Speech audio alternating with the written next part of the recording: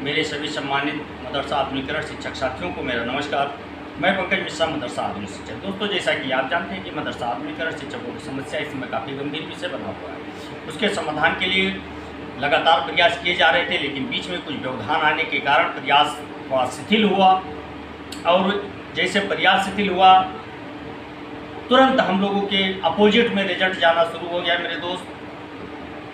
इसलिए आप लोगों से एक निवेदन करने हम आए हैं, और इस वीडियो को आपसे मैं खासकर आज ये रिक्वेस्ट कर रहा हूँ कि आप लोग इस वीडियो को पूरा देखें और अपने सभी साथियों तक इसको शेयर करें, कि जिससे हमारी ये बात सब शिक्षकों तक पहुँच जाए और संदेश जो मैं देना चाह रहा हूँ वो संदेश सब तक पहुँच जाए।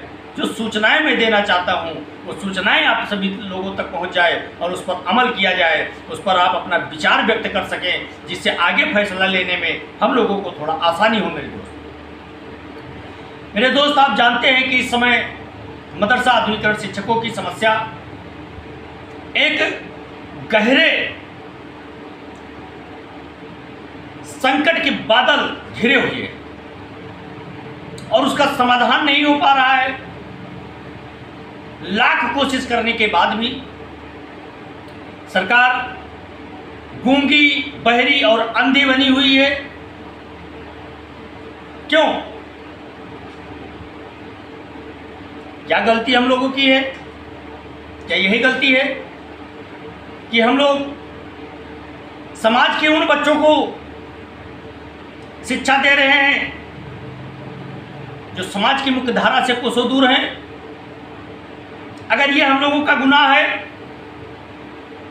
तो भारतीय जनता पार्टी के सूत्रधार, कर्मठ, संघर्षशील, ईमानदार,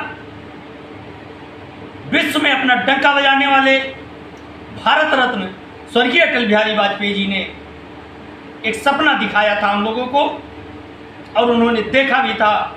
और उस सपने को साकार करने के लिए उन्होंने मदरसों में आधुनिकीकरण विषय चालू किया था, और आधुनिकीकरण शिक्षकों को रखने का एक समझ लीजिए नियम बनाया था। उस प्राविधान की वजह से हम लोग मदरसे में अध्यापन कार्य करने के लिए रखे गए। उस समय क्वालिफिकेशन केवल इंटर तक थी, लेकिन धीरे धीरे उसको स्नातक किया गया। बहुत से शिक्षक साथी हमारे निकाल भी दिए गए इंटर वाले, जो स्नातक नहीं कर पाए। हालांकि सरकार ने समय दिया कि आप इतने दिनों में स्नातक कंप्लीट कर लीजिए। जिन शिक्षक साथियों का स्नातक नहीं हो पाए वो निकाल भी दिए गए। उसके बाद परास्नातक और बीएड टीटी भी बहुत से शिक्षक साथियों ने किया, लेकिन दुर्भाग्य तो ये है कि ये सब डिग्रियां लेने के बाद भी ये शिक्षक आज दर दर की ठोकर खाने को मजबूर है मेरे भाई। तो अगर मजबूर है तो क्यों? क्योंकि भारतीय जनता पार्टी का ये ड्रीम प्रोजेक्ट क्या अंधकारमय रास्ते पे जा रहा था, या फिर इस स्कीम से नफरत हो गई, या फिर भेदभाव करने का एक जरिया बनाया गया? मैं मानता हूं गलती इंसानों से होती है। हो सकता है हमारे शिक्षक साथियों से कोई ऐसी छोटी मोटी गलती हो गई हो, लेकिन इसका मतलब ये तो नहीं कि अगर बच्चा अगर बिस्तर पे लैट्रिन कर लेता है या पेशाब कर लेता है तो बच्चे को मार दिया जाता है, या उस बिस्तरे को जला दिया जाता है। नहीं, उस बिस्तरे को साफ किया जाता है, ना कि उसको जलाया जाता है। अगर ऐसी कोई गलती थी हम लोगों में, या ऐसी कोई क्वालिफिकेशन की कमी थी या ट्रेनिंग की कमी थी, तो सरकार को उसको कराना चाहिए हम लोगों। लेकिन हम लोगों का आधार नहीं खत्म करना चाहिए, और जो आधार सरकार ने खत्म किया उसके खिलाफ हम लोगों ने तमाम आंदोलन कर डाले। पत्राचार के माध्यम से, मैसेंजर के माध्यम से, सोशल मीडिया के माध्यम से, प्रिंट मीडिया के माध्यम से डिजिटल मीडिया के माध्यम से, प्रेस के माध्यम से, लेकिन नतीजा क्या आया? शून्य। जो हम लोगों को राज्य सरकार अतिरिक्त राज्यांश दे रही थी वो भी बंद कर दिया। आज स्थिति ये आ गई है कि सभी मदरसा आधुनिकीकरण शिक्षक जो आधुनिकीकरण स्कीम के तहत पढ़ा रहे थे, चाहे वो एडेड मदरसे में हो या फिर गैर एडेड मदरसे में हो, आज ये दोनों एकदम से धराशायी हो चुके हैं और इनके परिवार की ज़िंदगी कैसे कट रही है ये तो या वो जानते हैं या उनका परिवार जानता है। इसलिए मेरे सभी सम्मानित मदरसा आधुनिकीकरण शिक्षक साथियों, कमर कस लो,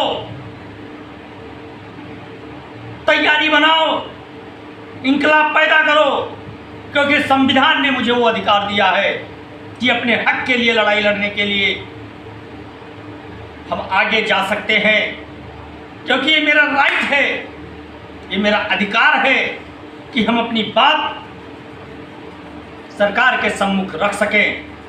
मानना न मानना सरकार का काम है, लेकिन अगर सरकार नहीं मानती है, हमारे पास लीगल तथ्य है, तो सरकार के खिलाफ भी कार्रवाई होती है, क्योंकि हमारे देश का सबसे सर्वोच्च न्यायालय होता है, उसका फैसला न्यायालय करेगी।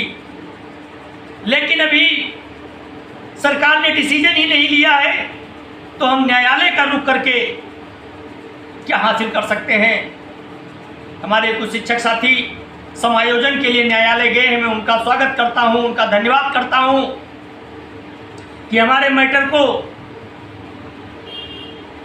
सुप्रीम कोर्ट और हाई कोर्ट में लेकर के गए हैं। लेकिन क्या रिट डाल देने से समस्या का समाधान हो जाएगा या फिर उसकी निरंतर पैरवी करने से होगा? मेरे भाई, इसलिए मैं रिट का विरोध करता हूं कि केवल रिट डालकर और शिक्षकों से पैसा वसूल करके और उसको हजम कर लेना ये न्याय नहीं है।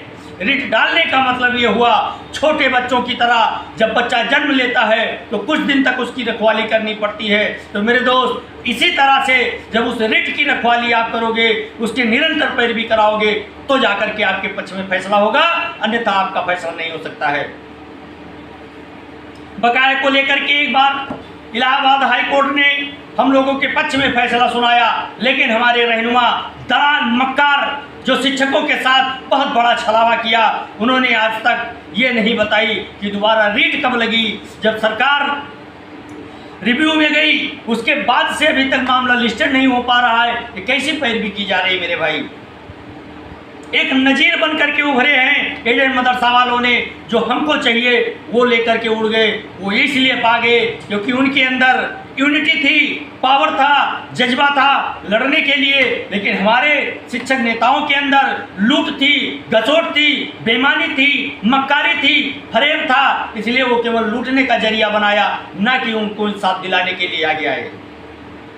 मेरे दोस्त, मेरे कहने का मतलब है कि आपको संगठित होकर के सामने आना पड़ेगा। अगर आप सामने नहीं आते हो तो आप इतिहास के पन्ने में गुम हो चुके हो। थोड़ी सी जो दुखदुखी चल रही है वो भी ख़त्म होने वाली है। अगर मेरी बात आपको बुरा लगती है तो कोई बात नहीं मेरे दोस्त, बता देना कि आपकी ये बातें मुझे बुरा लगती हैं, लेकिन ये बातें सत्य है, कड़वी हैं। मैं उनका आलोचना करूंगा, मरते दम तक करूंगा। जब तक मुझे सफलता नहीं मिल पाई है तब तक करूंगा, क्योंकि उन लोगों की वजह से आज ये स्थिति पैदा हुई है मेरे दोस्त।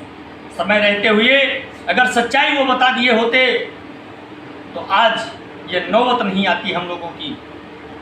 लेकिन आज प्रत्येक शिक्षक एक एक पैसे को मोहताज हो गया है सरकार की बेरुखी के कारण। हमारे मंत्री श्री दानिश आजाद अंसारी साहब कहते हैं कि ये मेरा निजी मामला हो गया है, मैं इसका समाधान अवश्य कराऊंगा। लेकिन मेरे दोस्त, कब? जब सारे शिक्षक मर जाएंगे तब। अभी 3-4 दिन पहले आपने देखा होगा, हमारा एक शिक्षक साथी हार्ट अटैक होने के कारण काल के गाल में समा गया मेरे दोस्त। आप लोगों ने पोस्ट देखी होगी, लेकिन सरकार को कोई फर्क नहीं पड़ता है। इसलिए संविधान ने जो मुझे अधिकार दिया है, मुझे उस अधिकार का प्रयोग करना है। संवैधानिक दायरे में रह करके हमारी एक मर्यादा है, उस मर्यादा को हम नहीं लांघेंगे। हम अपने मर्यादा में रह करके अपनी मांग उठाएंगे, अपनी आवाज़ बुलंद करेंगे और अपने हक को लेने के लिए सरकार से ईंट बजाने के लिए हम सभी तैयार होंगे। और यही मैं अपेक्षा करके आपसे आज वीडियो संदेश के माध्यम से आह्वान करने के लिए आया हूँ मेरे भाई कि आप लोग अपना कमर कसिए, तैयारी बनाइए। इधर चर्चाएं जोरों पर है, इधर संगठित हो रहे हैं सभी लोग, इधर तैयारी चल रही है। अब ज़्यादा समय नहीं है, अब ज़्यादा समय बाकी नहीं रह गया है। अब हम लोगों के लिए बहुत जल्द फैसला लेने का समय आया है। मेरे दोस्त, मुझे चिल्लाने का शौक नहीं है, लेकिन जब ये दिल दुखता है तो आवाज़ यहाँ से निकलती है।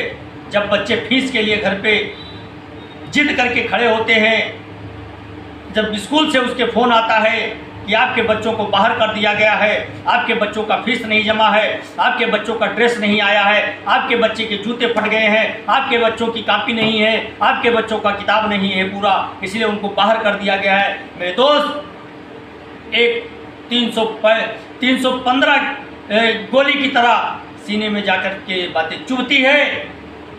लेकिन क्या करे, एक बेबस बाप मजबूर हो जाता है और स्कूल के मास्टर से कहता है, सर जी थोड़े दिन का इंतज़ार कर लीजिए, थोड़ा समय मुझे और दे दीजिए, हम अपने बच्चों का सारा मेंटेनेंस कर देंगे, लेकिन अभी मेरे पास पैसे नहीं। आपसे मैं निवेदन करता हूँ मेरे दोस्त, अगर एक बाप, एक टीचर होकर के अपने बच्चों की फीस नहीं जमा कर पा रहा है मेरे भाई, उसका स्कूल का यूनिफॉर्म नहीं ला पाता है, अपने माँ बाप की दवा नहीं ला पाता है, शिक्षक होने से क्या फ़ायदा है? कब तक इंतज़ार करेंगे? हमारे बहुत से शिक्षक साथी कहते हैं 2027 का इंतज़ार करो। अरे मेरे भाई, 2027 आने में अभी 2 साल है, हम क्यों 2 साल इंतज़ार करें? 2 साल में हमारे पता नहीं कितने शिक्षक साथी चले गए और पता नहीं कितने चले जाएंगे, हम क्यों इंतज़ार करें? भले सरकार हमारा काम ना करे, लेकिन हम लड़ाई लड़ते लड़ते 22 तक 27 तक जाएंगे। अगर 27 के बीच में हमारा काम हो गया, मोस्ट वेलकम है। अगर नहीं हुआ तो फिर हम विद्रोही हैं। इतना ध्यान रखना मेरे दोस्त। आज के लिए बस इतना ही। नमस्कार, जय हिंद, जय भारत, भारत माता की जय।